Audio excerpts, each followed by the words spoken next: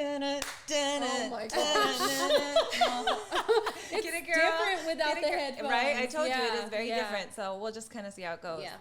All right, well, here we go. We're back, and we are live from California, Bakersfield, California, in the home of the lovely Miss Reyna. You guys have seen her on the show before. Yes. This is Between the Sheets with your girl, Leah. I am an action-taking, money-making, manifesting queen. Yes. I have my co-host in the house. What? WHITNEY, period, poos.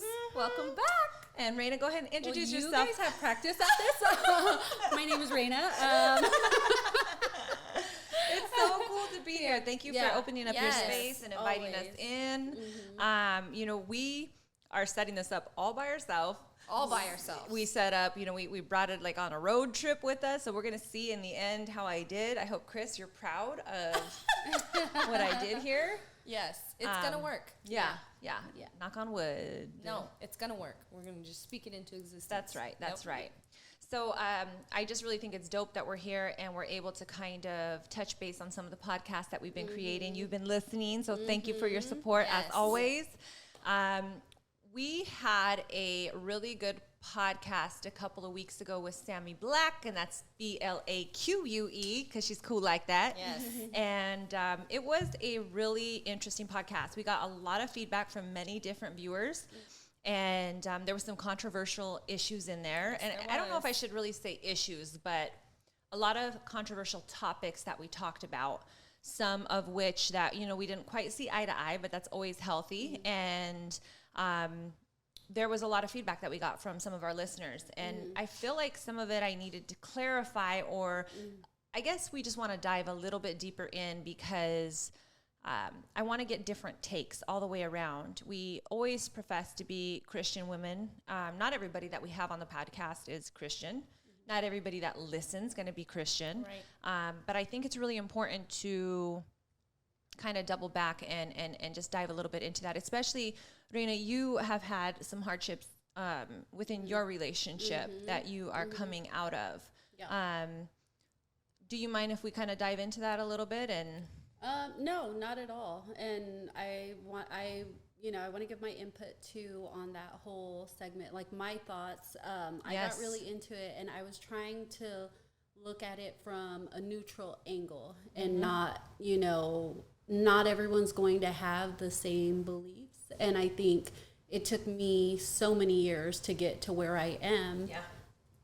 Today, to have an open mind, because I wasn't always so open-minded. Yes. And I think one of the comments that I think, and it's okay, like to each everyone's own, we're at different journeys, different levels, or whatever you call it. We have different perceptions. Sure. But I think, for me, I think Sammy had said, it's cool to, talking about inviting people into the bedroom or whatever. Yeah, so just to kind of double back before we jump right into that. Oh, okay. The podcast that we're talking about was in depth with relationships. It was my anniversary, so 21 years married, 24 together, and so we were just talking about a long time. Yes, yeah, we were talking about sustaining a relationship and how you go about that with all of the hardships that so many couples face. And I wanted to throw everything out on the table and just kind of say, we have faced so many things from, lying, cheating, we have went through money issues. We went through, home buying, home selling, moving, just all of the most stressful impacts that a marriage can endure. We've been through it, and we've sustained because of hard work. Also, we've sustained because of some of the things that we have allowed and have not allowed in our marriage. And one of the questions, actually there were two questions that I asked think, both of them. Yeah, that Whitney had asked was basically, how do you feel about, first and foremost, pornography in the relationship, which was, a really hard question for me to answer, because I wanted to answer from both ends of the spectrum, from the spiritual Leah and, what I know that is really beneficial for your marriage. And then there's also, and I don't want to call myself secular, but let's be honest, like the flesh, what is not of the spirit necessarily. The other question was about inviting, and I think I actually asked them, like, well, what happens then? Because we were talking about the scripture that says the bedroom is undefiled. And I said, so what happens when couples want to possibly invite another person into the bedroom? And it seems to be that both people are okay with it. And, she said she was very open with it. And again, no judgment if you are, if you're not, that's not what the show is about. But we did have two different viewpoints on it, because it's just not something that I wanted to dive my toes in. Right. So. Well, and I think we like bringing it from both areas, and that's why I asked the question to you was, I want to know from the secular side and the religious side, because I've been in both. Yeah. Where I was welcoming to allow my husband to bring porn in, because if you're watching that without me, then there's obviously something that I'm doing wrong. So why not, try to be open enough to say, Sure. if that's something that is almost a secret to you, I want you to be comfortable with me as your wife to include me on what you like, what you don't like, but is that wrong? Right. What am I inviting in if I do that? So I just wanted clarification in that. Yeah. So bring it back now, because, I want you to share your thoughts. Reyna had said, oh my gosh, I just have so much feedback. And I was so glad that you listened.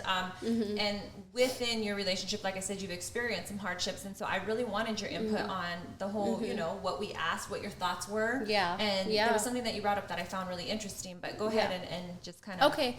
So just to touch on that, again, I'm going to disclose that I have definitely had some crazy days. I've experienced different things, different relationships, and I'm still learning what is going to work in my marriage. Yeah. But at the age and stage and season of my life now, again, as a 42-year-old woman, had you asked me this question in my early 30s, I can tell you right now, it would have been totally different. And I would have been like, oh, to each, everybody, you can handle it, whatever, be free. And, but through trial and error, making my own mistakes, my experience, pain on such a, high level that I never experienced before, trauma in my own marriage, from my husband, from my parents' marriage, and so on and so forth, or for me anyway, this is just my experience, I had to get to a place of, my standards. You were constantly evolving and learning ourselves.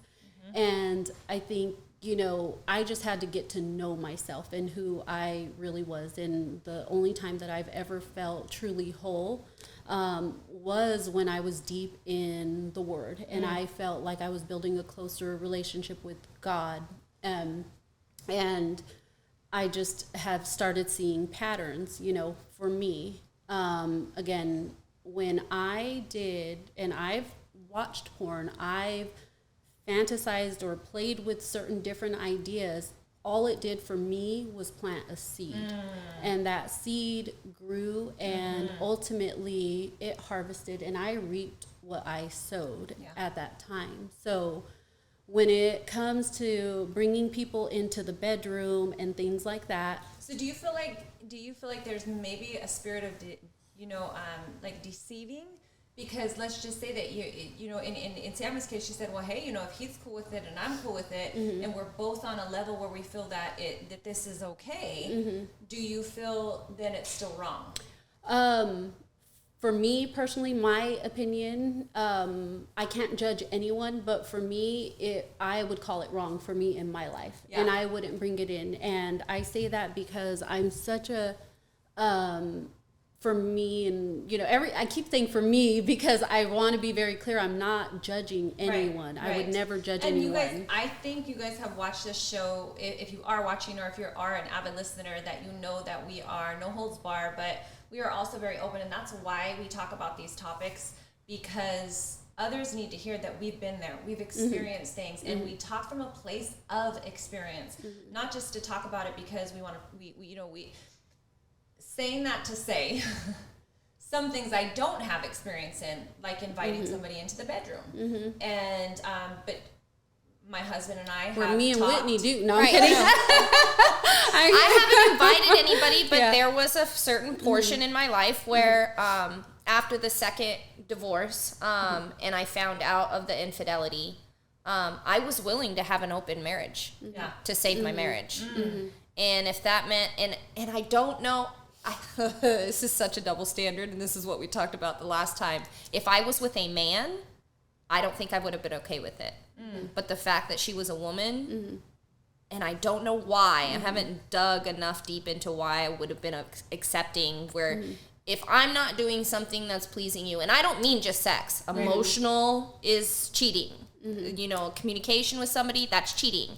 I was willing to, if that was what was going to make her happy, I was open to exploring that. Doing it. Yes, 100% if it was going to save my marriage. And we've had our own, talks of, what if, and it's, you get into this fun part of the fantasy. Yeah. And that can even open up doors to, okay, let's go a little step further. And that opened up some doors for me. So when I say I don't have experience, in that form is we talked about it, and then I teetered with, the idea of, okay, well, let me just kind of see if I wanted to do this. So then it's almost kind of befriending a woman and then getting closer. And then, is this somebody that I might want to bring into my bedroom? And then a relationship can pop off. On turns into a throuple. Yeah. We call that a throuple. Yeah. So in my younger days, I think there was even a time where I was like, that's crazy just to, get married and just be like you're expected to be with one person for the rest of your life. Like I had to walk through certain things that started to develop my mindset and grow. Again, figure out who I was as a woman, who I wanted to be, who I wanted to represent, and who I wanted to, like the example that I'm setting. I'm constantly setting an example every single day. And for me, it just hasn't changed it's over a decade now. It hasn't changed my whole, my principles, and those principles still carry me with every decision, even when it comes to work. And at the end of the day, I'll just, I'll never forget what Wayne Dyer says. He says, we're spiritual beings living a human experience. And with that, the sexual act is a spiritual thing.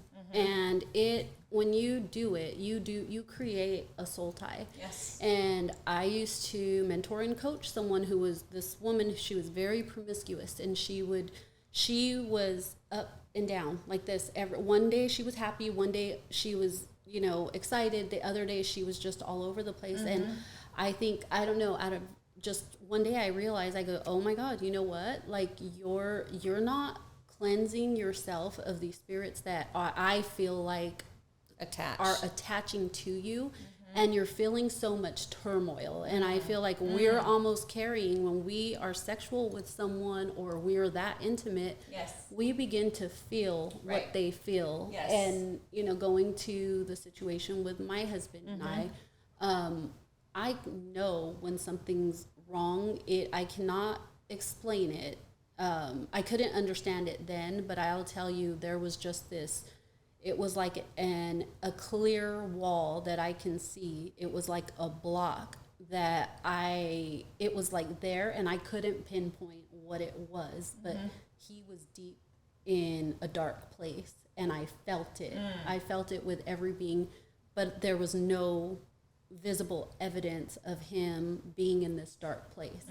And so that was just, that was like, okay, the spiritual realm, or those spiritual soul ties that we create, are so real. And you touched on really great points in everything that you just said right now. First and foremost, I will say biblically, the word talks about being one flesh, and everybody automatically assumes that one flesh means husband and wife. Basically, that when you're one flesh, that's your husband and your wife. Right.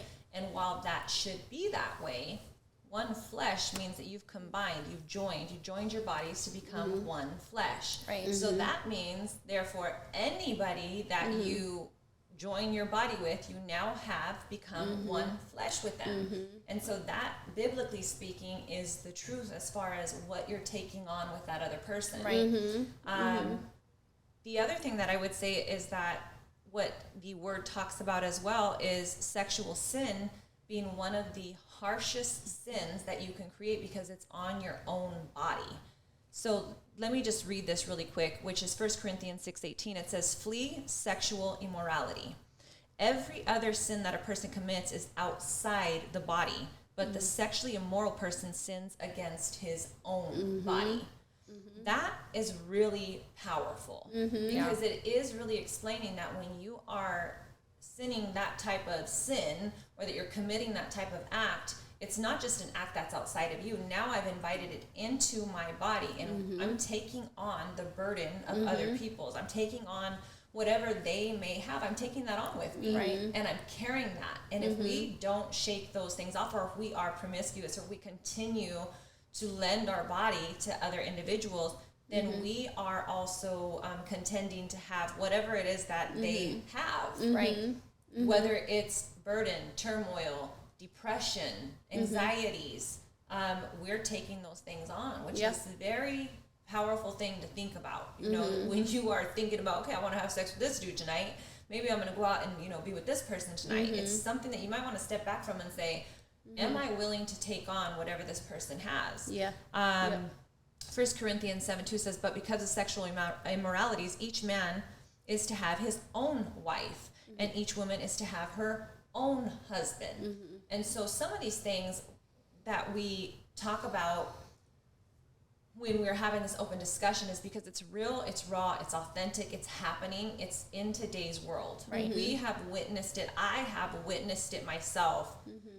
Full-blown, you know, open relationships, you know, where this husband is okay with this woman having sex with this man, and he wants to watch because it brings him pleasure, and it becomes this perversion of a spirit that I believe attaches itself, and it's so heavy to shake off. Well, and it's hard too, because looking at it from a single aspect, like I hear everything that you just said biblically, and it makes me check myself, but it also, like, secular side of me is like, I've been married. I've been in a relationship for almost, I mean, if I combine them two together, over 13 years worth of a relationship. And I'm a grown woman, and I enjoy sex. But it's like, that doesn't exist in our real world. Well, like, I'm not going, and I can say this as honestly as I possibly can, I'm keeping it real, like, I'm not going to get into a relationship with somebody moving forward now without having sex with them. Could I? Could I, you know, make a vow to be, you know, celibate and, you know, hold, you know, myself to a standard, like you're saying? But then I also, world me is like, well, what if he sucks in bed and I choose to be with this person and then I'm miserable and then I hate the relationship and now I'm cheating again? You know what I mean? So it's something that I think, you know, does hold. It's hard. It's like the torn, and let me tell you, sorry to cut you off, but so it's like with me, because like, for me, it came like my level of growth, because right, we can be, I have met some women in their 50s and 60s who have, it almost makes me a little sad, who've never gone through a self-discovery. Right. And ultimately, I think that that's what it comes down to, is learning and understanding who you are. Right. And a lot of times, because remember, we're always functioning off our subconscious mind is functioning 95% of our active mind, and our conscious. That's why we speak, be intentional. But when I really think about it, it took years for me to get to the place of actually being intentional. Right. And I used to say things, I used to feel torn about this or this, and there are still situations in my life where I do get torn about. But when you commit to yourself, and this is what I believe is what you call self-love, is when you love yourself so much, you become so disciplined, and you just decide what life you want for yourself, romantically, every different area of life, right? I'm not going to sit here and say I've conquered every area. No, I absolutely haven't.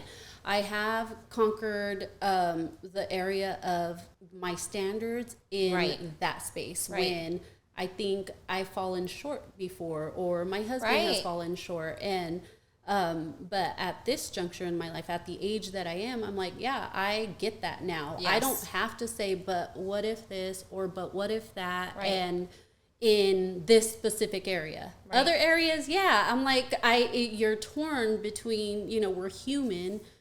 But again, going back to that, when you reach that level of understanding yourself and what you truly want, you're just going to know, and you're not going to have to say, what if? Yeah. And I think at the end of the day, too, one of the things that you had brought up that I really, you know, I know this, and yet hearing it from you, it was like, you know, such a great point. at the end of the day, we all have free will. We all have free choice to do whatever it is that we want.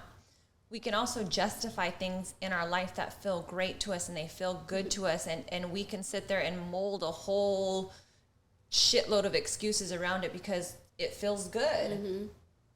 It doesn't stop the consequences, whatever you choose, that you still receive. There's laws at work within the world. And if you believe in the majority of these laws, whether it be, you know, being abundant or being positive or being negative or, you know, accepting or you know, soul ties or touching people, or these things exist, and whether or not we justify them, you know, and say this feels good, there are still consequences for every action. There is good and bad. And not only that, it's like there's no escaping them. People think, and that's, I realized something just recently, I want to say this year, about myself, because you say this now, I hear you say this now, well, she copied me when I said loyalty is a love language, because Reyna told me that loyalty is a love language. Let's get that clear. I'm kidding, but I'm just saying, you know, why I said that. I don't know why I said that, but I said it because it's true. And at the end, and that's why, so when you have loyalty, what comes with loyalty? Integrity. And when you have integrity, what comes with integrity? Morals.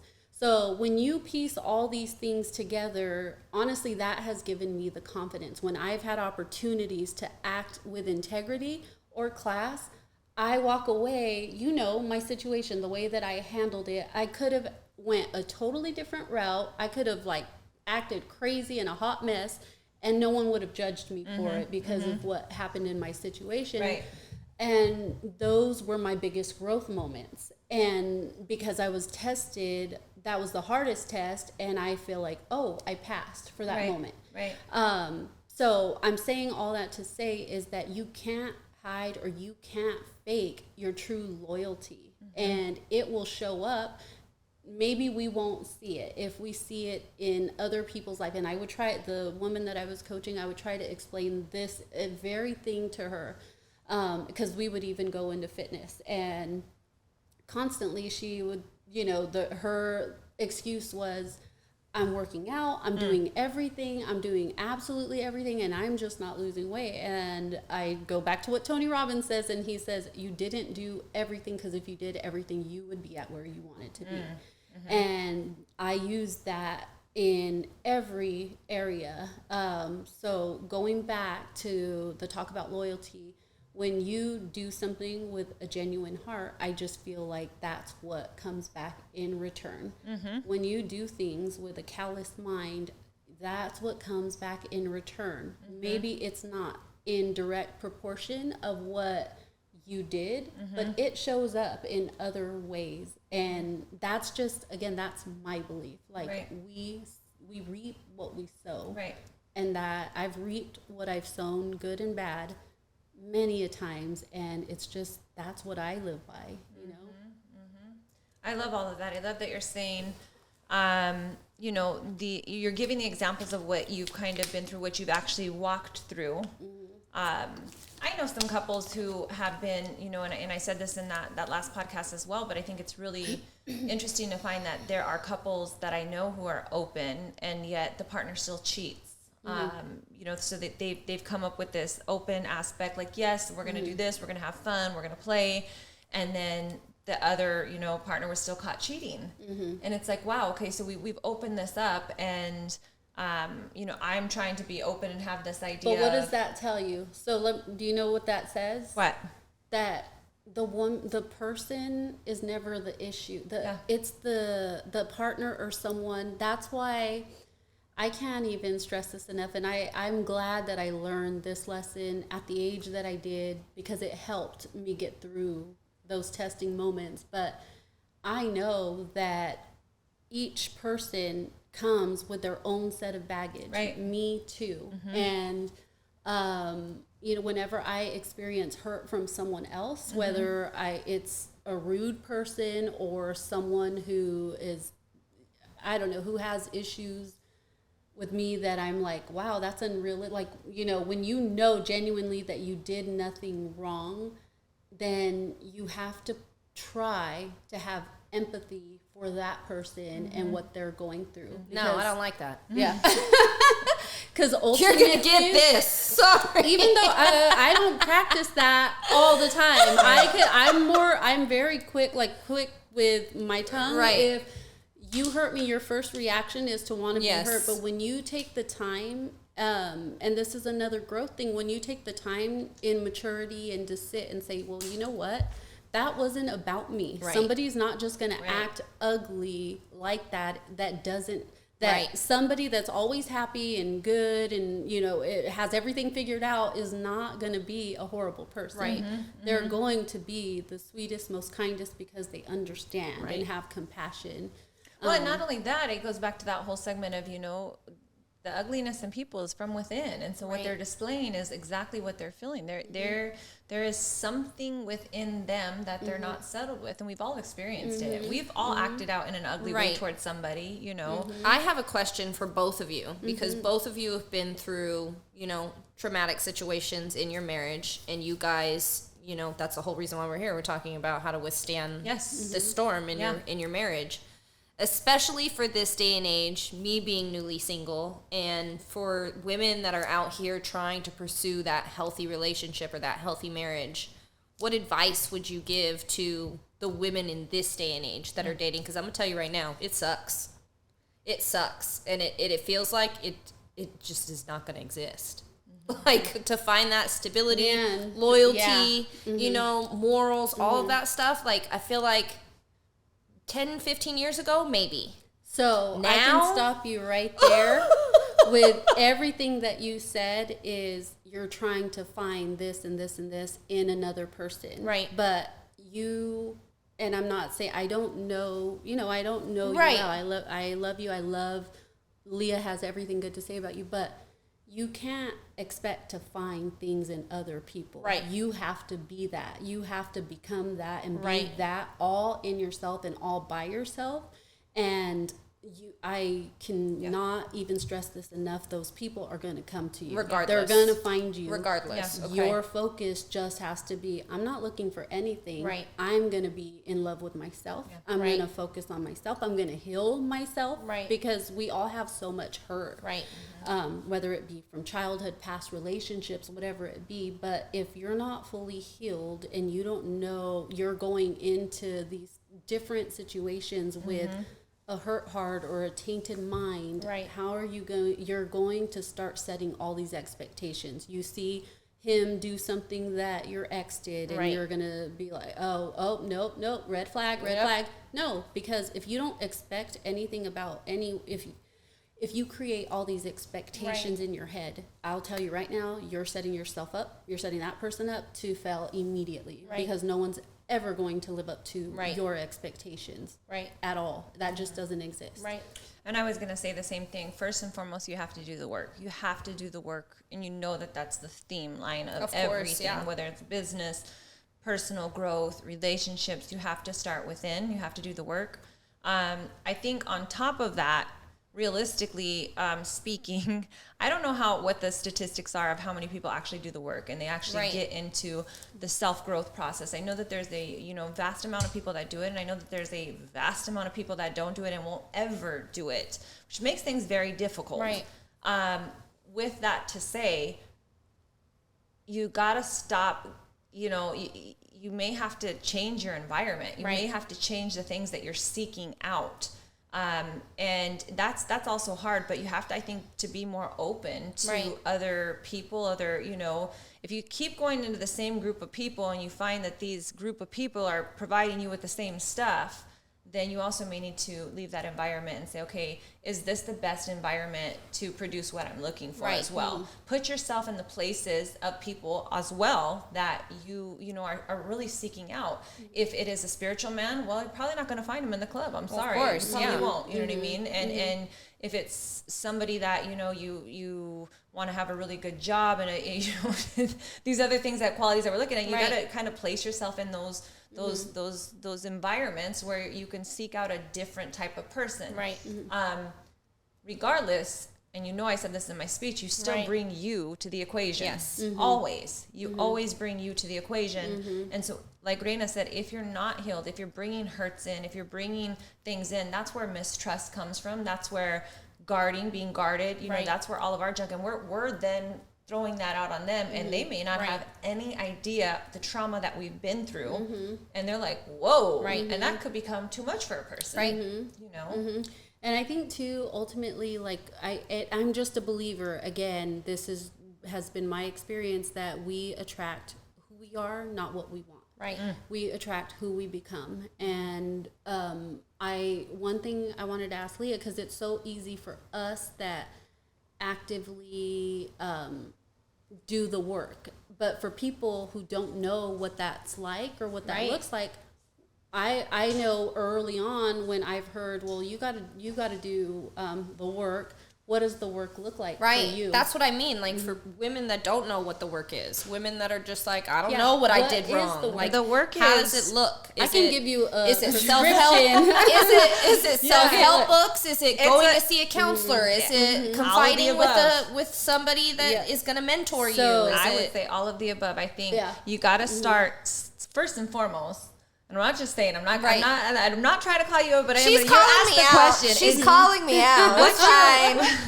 what you're setting your eyes upon is wasted time. Yes. And you got to stop scrolling hours upon hours on Instagram and what the world's doing, and start actually being in the world. Right. You know what I mean? Because it's wasted time. And it was Eric, you know, the Eric speaker do you know who I'm talking about? Eric, Eric Thomas?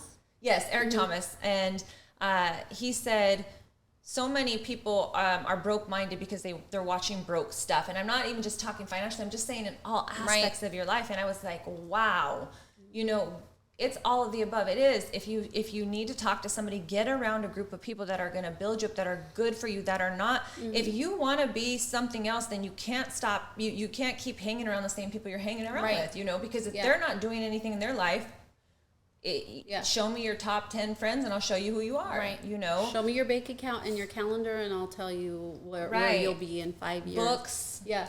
But I agree with everything Leah said. But before that stage, I believe you have to get into self-discovery, meaning you have to know what your triggers are. We're triggered on a daily basis. But you had to learn that. Do you know what I mean? You had to learn. So for me, I see it. Again, we were talking about the journey, appreciating the journey. So I left this town, small town, at 23. Right. And it's just such a blessing, though I had many obstacles, many struggles, but I am so thankful because there was just this little tiny opportunity that came to me where I was in a position to say, you know what, I'm leaving. I was just talking about this today where I had told my mom, oh, I'm moving to LA tomorrow. Right. And she was like, okay, didn't care. But I said, that was it. Yeah. I left. Yeah. And I didn't come back for 17 years. Right. And had I not left, I don't know what I would have become here. Right. I would have been a product of my environment, for sure. Because another thing I love that Lisa Nichols says is that you can't help the people that are in this environment if you're in it with them because you don't know better. Yeah. When you don't know what you don't know, you just need that one little opportunity or message or whatever it is that's going to say, oh, maybe I need to go in this direction. Right. But if you want like the very beginning stages, you have to know and get to know who you are. Right. I mean, I think that that's so important to us. And I'll tell you the way that I got there that really helped me know myself was journaling. Okay. And that saved my life. I journaled. During that period when I was healing, I journaled every single day for more than 365 days because I kept going. Right. And I just created a habit, and through the journaling, even before I got hit with this hurt, I was writing out, it's like I was almost writing my own story, what was coming to me. But then through the journaling and through the healing process, I know I like understood not only myself, but I understood that person and this person, and then realized, got to the place like it's not their stuff that they do has nothing to do with me. Right. The way that I received the hurt and the way that it affected me, that's what has to do with me. So it was like self-reflection. It was self-reflection, and I can't come to you. I can't like sit here in good nature and tell you how to be single because I've never been single in my life. Right. But I do know what it's like to transform yourself from this insecure person to a more confident person that can detach from other people, from having expectations of other people. Right. And I mean the big expectations. Gary Vee says, you know, and I love it's a hard. Gary Vee is tough. Yeah, he's straight to the point. He's very straight to the point. He's really about tough love, and the problem is that the majority of people know exactly what they need to do already within them, even without the books. But the majority of people just don't do anything to change the circumstance, and it's sad. You know, why do we hire the trainer? We know that we need to work out. We know that we need to not eat these things that we're eating, but we still need to hire somebody else to push us. You know, why do we, you know, seek out something else outside of us? We already know that we need something, and the majority of us just won't do it. And you have got to find the grit inside of you that says, I'm ready. When they say you're tired of being tired, you will come to a resolution at that point when you have had enough. And sometimes when we ask, it comes to us, and not in the form that we expect. When we need growth and we need change and we need our environment to change it, and we know we have it deep in our heart that we want those things, sometimes God just acts because we're asking for it in a different form, and it will come to us, and it's just not the way that we expected, and it forces us into growth. And you really don't want to get to that place. And that's my but I mean I can relate to that because that's the only time I've gone through significant change is by force from him.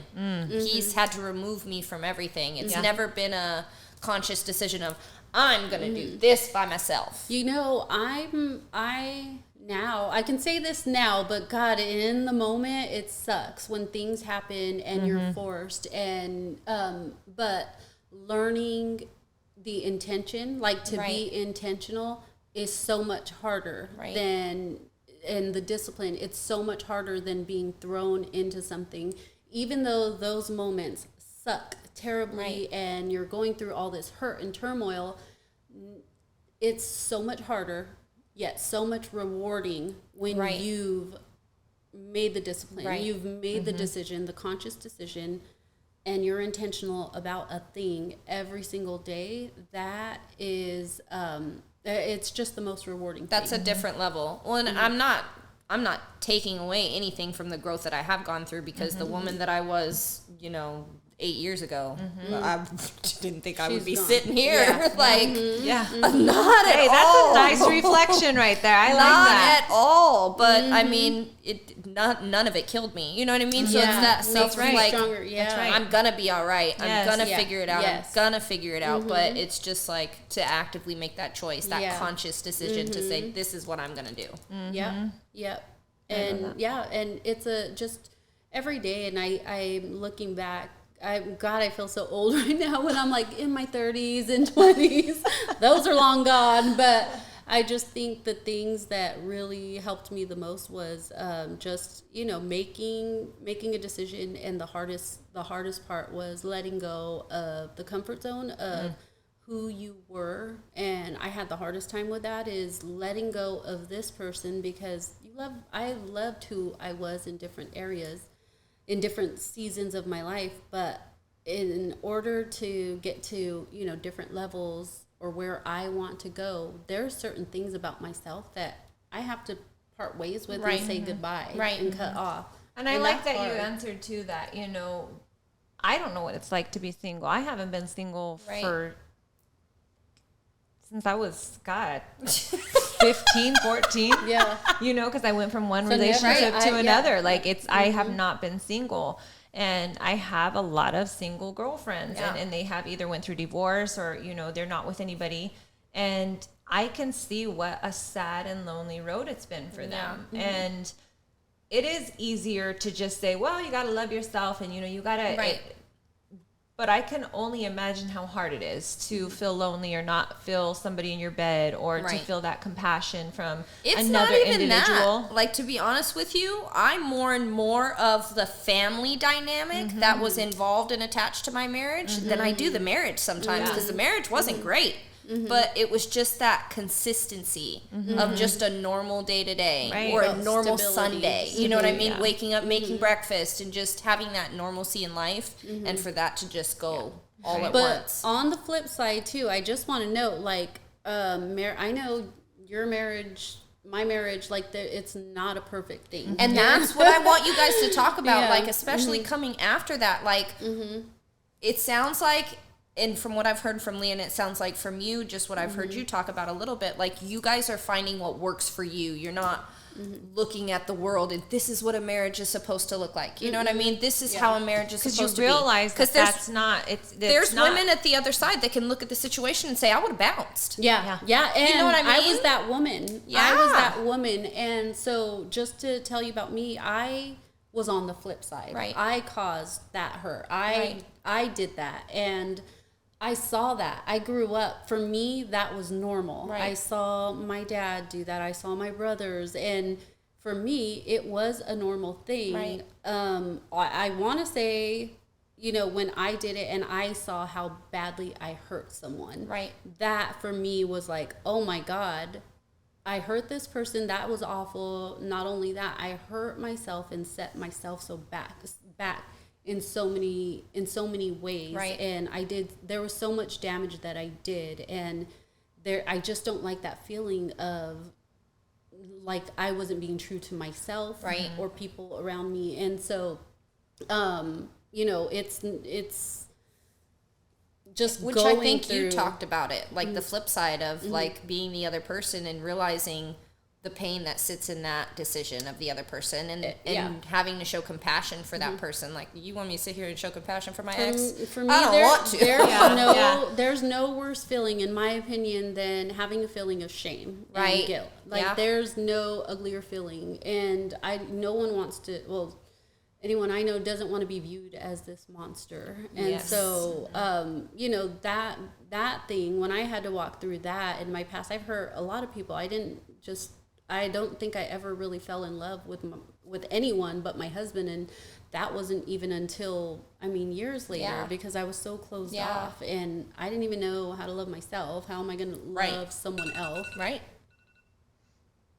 I think that, you know, the other thing that you had just asked too is we got to be careful with comparison. We really have to be careful with comparison, because at the end of the day, folks, like, seriously, the keeping up with the Joneses and what goes on in their household, you don't know what truly goes on in somebody else's household. And it may look really good on the outside, and it may look just, you know, we have peachy keen. Yes, we you know, we go out on vacations and we show the pictures of our family being happy, and at the end of the day you come home and this person's cheating, they're broke, and you know, the kids are screaming, and we only show half of the things that we want to show on social media, and I love the new movement of, like, you know, just show that everything raw. Like, it doesn't even make, you know, show what it is, because I think it relates so much more to people because they understand that that's real life. But we do still have a problem, and I would say in the United States, because we are so spoiled here, of looking at other people's situation and saying, I want that. And coveting is, you know, actually one of the sins. Well, that's why social media has become really hard for me. Like, I'm not on Facebook right now. I've been trying to delete Instagram, but it's still whatever. I don't know why it's not letting me. It says I have to do it in a few days. But anyway, I have you off for a purpose. I have a hard time with it because, and it goes back for me. There's just this saying, like, confidence is quiet and insecurities are loud. And I feel like when people have to show perfect things on display, and it could be a number of different things, but since we're talking about relationships, I've seen on TikTok these couples that look like they're just so happy, so in love. There was one, he was a TikToker. They just looked like they were, you know, this perfect couple. Come to find out, he kills her. Like, he... Oh, my gosh. I mean, that's extreme. Well. But no, what I'm just saying is, like, God, they portray to be this perfect couple. And I'm just constantly reminded that perfection doesn't exist. And I can honestly say, in my marriage right now, far from perfect. I never expect it to be perfect, but we're good. It's like, it's good. It's not like, you know, we did a little getaway and we're laughing so hard. Like, we're having the time of our lives. We didn't take one picture. I didn't post one picture, and I didn't need to. I didn't need anyone to see, because you're just in the moment. I didn't need, absolutely no one needed to see that, but that's what we experienced. Yes. And for me, that's what matters. You know what I mean? Yeah. And so I try not to be so judgmental when I see all the happy blah blah blah. Yeah. I'm just like, picture of perfection is just not. It's just, it doesn't exist. Yeah, Whitney, you firsthand have been in my home for the last 6 or 7 months, and you get to see. You get to see the real. You get to see the, you know, you've gotten to see the fights. You've gotten to see the argument right before we got here. I'm going to keep it real, though. Like, even just my opinion on the outside looking in, like, y'all don't really argue. Like, the stuff you guys argue about, for me, it just seems like you guys are humans and you're around each other, so it's going to happen. Like, it's just, I've never seen you or Nando intentionally argue with each other about, like, big stuff. It's just not there with you guys, Little because you guys have, and I think, an open forum and a good, strong foundation that you guys worked on. So the little stuff is like, what's gonna happen? You guys are humans. Like, you're sharing your space with a man. Who would want to share their space with a man? So I appreciate you saying that, because it does too. You know, I don't get to see in the life of other couples necessarily, and so I just know what we go through. And we go through some shit sometimes. You know what I mean? We go through the arguments. We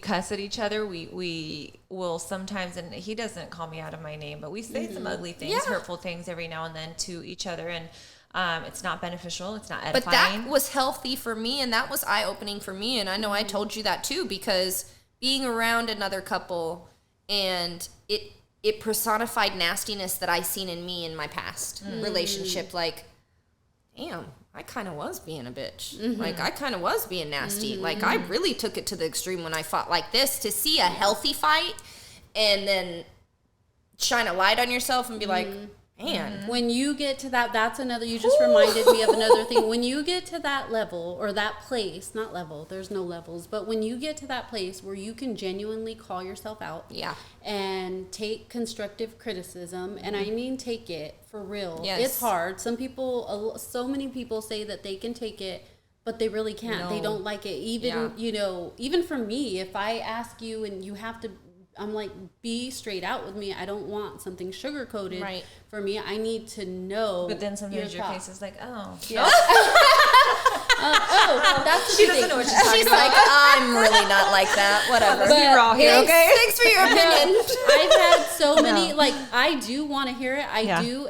But it is hard. I don't always receive it well. And I'm like, like Jason, he can tell me straight. Be careful who you're asking to. Right. Yeah, I have to ask someone that I respect and I admire. And that is doing more than you or has been through it, you know, because I'm not going to ask, like you've heard me say it 1,000 times, a broke person for financial advice. I'm just not going to do it. I'm not going to ask somebody how a healthy relationship looks like who is in one that is definitely not healthy. I'm not going to ask somebody who's been divorced 5 different times, hey, how do you, you know, how do you save your marriage? I'm just not going to do that. So be careful where you're seeking out your advice. And your constructive criticism. You have to go to people that you trust and know have your best interest at heart. And that still comes hard, right? Because it's sometimes the people that we love that can give us the most critical, you know, when I say critical, I mean in a good way. When we're getting that feedback from them, it feels like, ugh, but they know us. But how do you know, or how do you differentiate the people that, how do you know people have your best interest? Like, how do you know that I have your best interest in mind when I tell you things. You know what I'm saying? I feel like God placed those people in my life. Right. I prayed for it, and I was like, God, please surround me with people that are truly going to love me, truly support me. Like, whatever needs to happen, just put me in that position. And he did every single time. And the like I said, the light that shined on those little scenarios where I was hell-bent set on knowing that I was right, and then being around you and it personifying like, no, Whitney, you weren't right. And I'm about to show you why. Because this is how a healthy couple, works with each other. And it's not always a picture-perfect story. And just because somebody has been unfaithful doesn't mean you just give up and not put the work in. Like, those were all, like, aha moments. That's what it felt like to me. Yeah. I think to answer your question, Reyna, would be,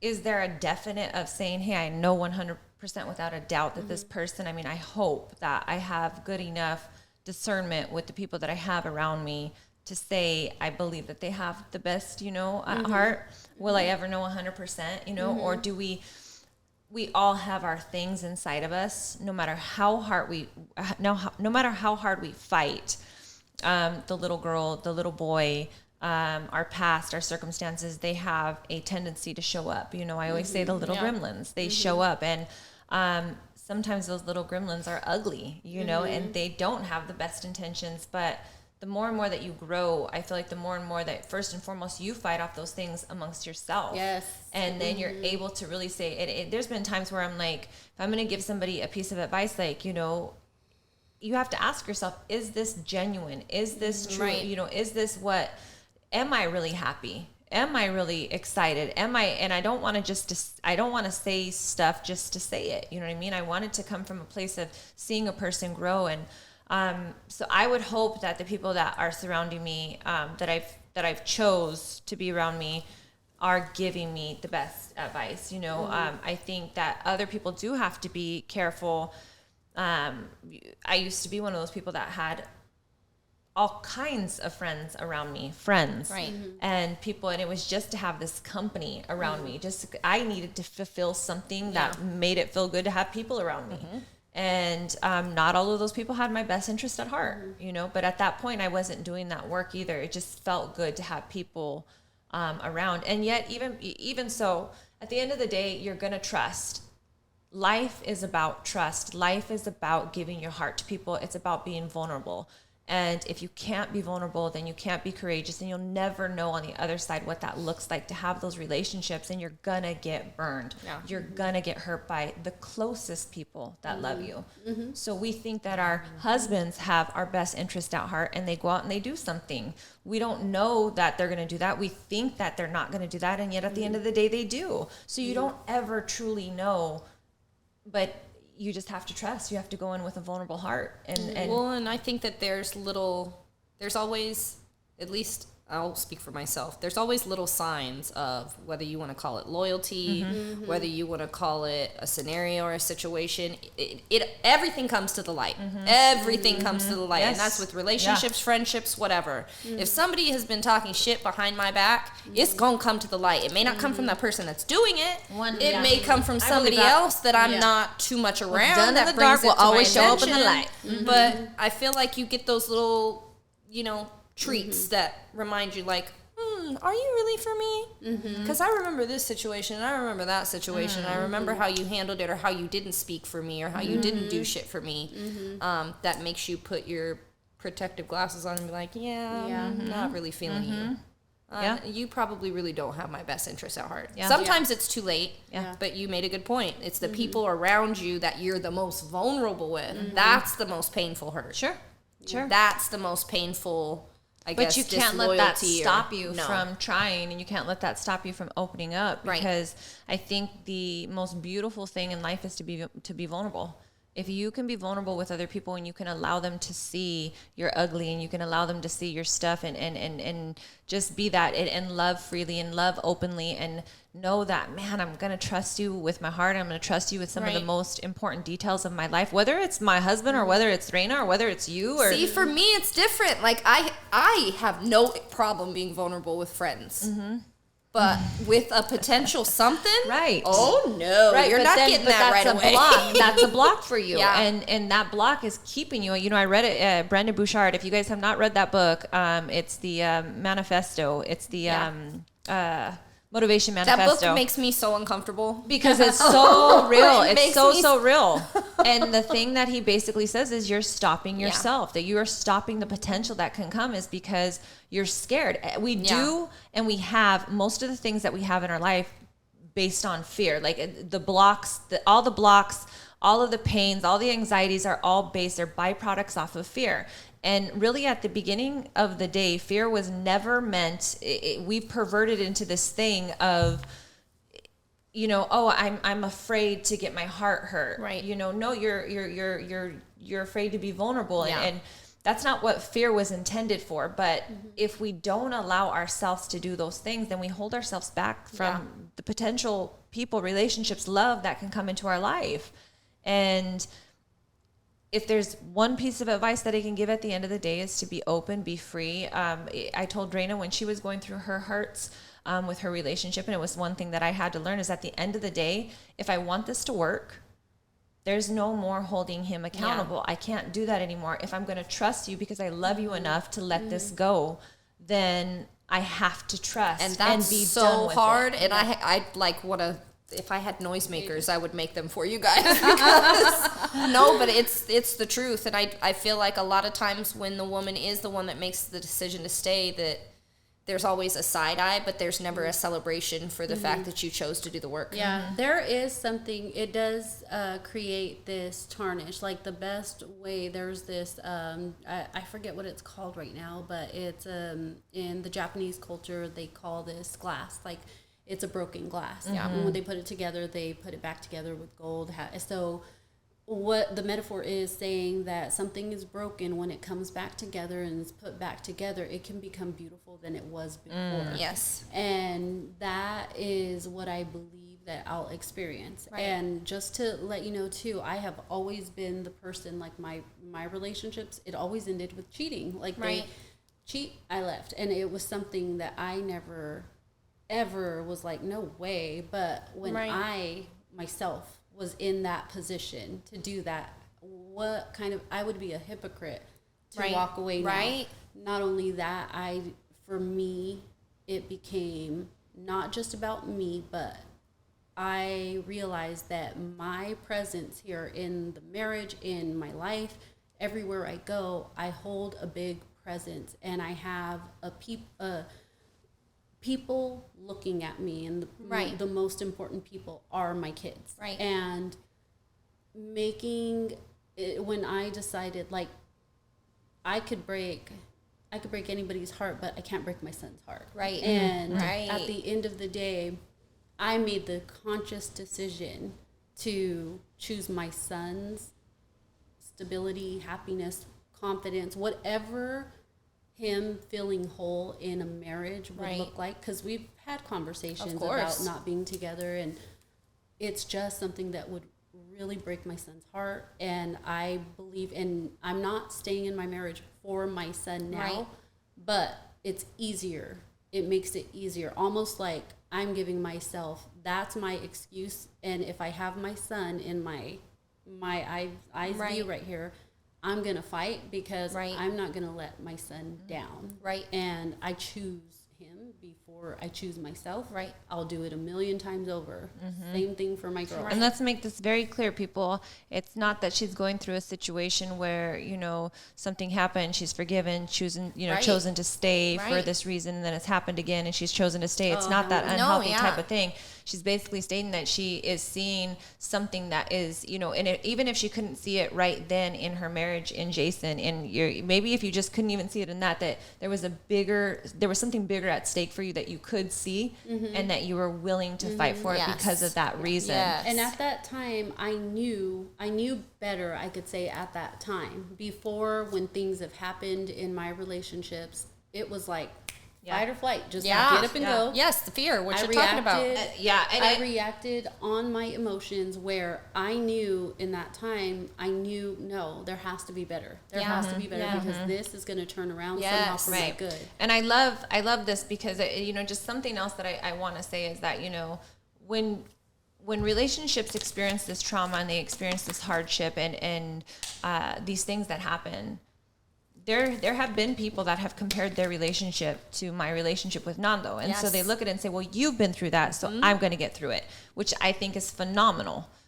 But again, I'll say it, and you've heard me say it over. Right. There was 2 willing individuals. Yes. And what happened wasn't something that continuously happened. And so when couples try to compare their relationship to our relationship, and I still see continuous vomit happen within their relationship, I'm like, your relationship is not like my relationship. Please don't compare it. And I'm not saying that in an ugly way, but this is to state, get real with yourself. This is not a healthy relationship. I'm not going through this junk over and over and over again. Both people have to go through the work. Right. Both parties have to be present and actively willing to do the work. And what I learned too is that so I'm different when Leah, like I agree with Leah when she says you have to trust. I agree.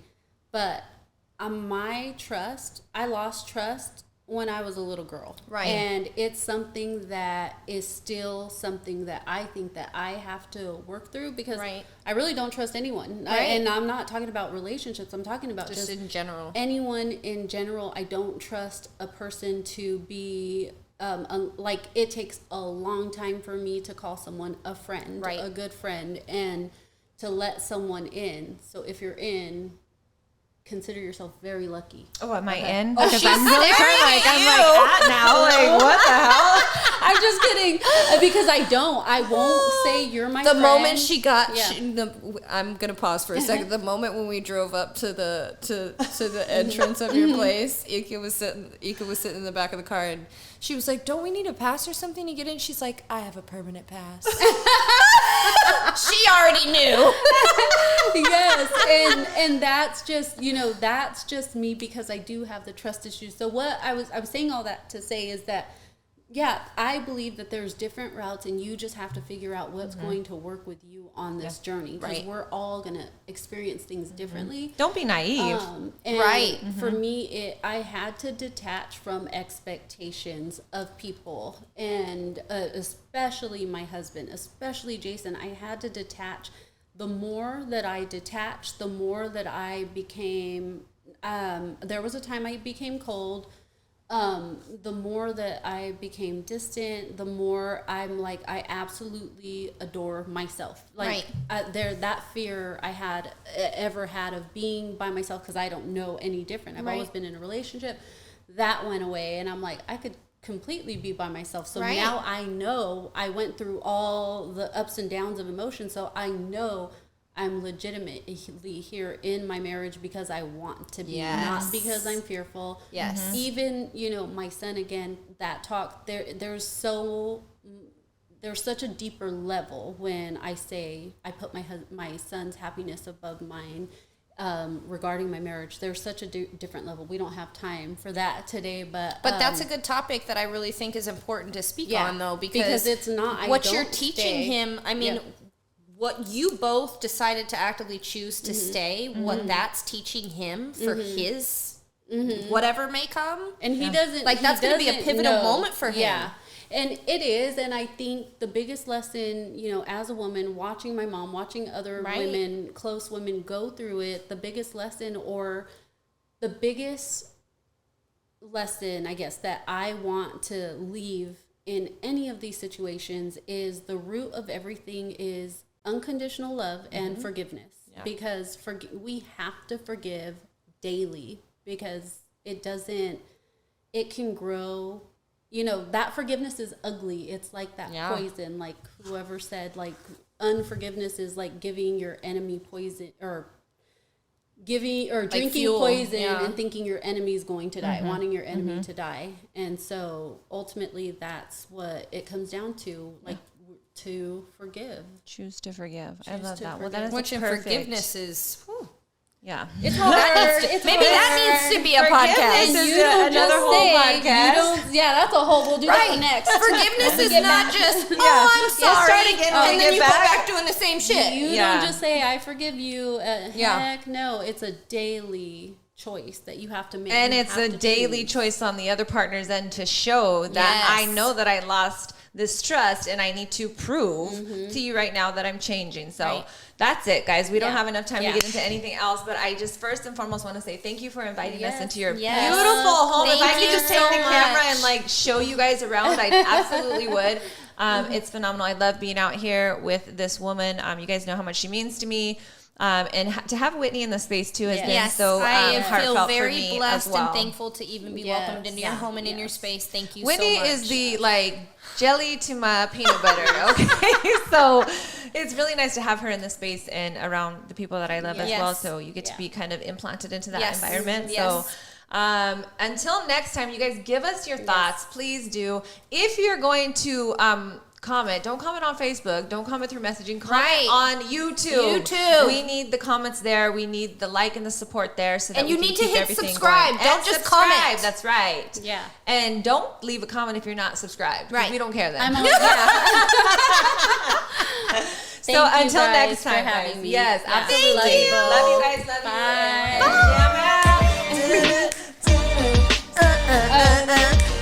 Between the sheets, what? Shimmy, shimmy, shimmy, California. Oh my God. All right.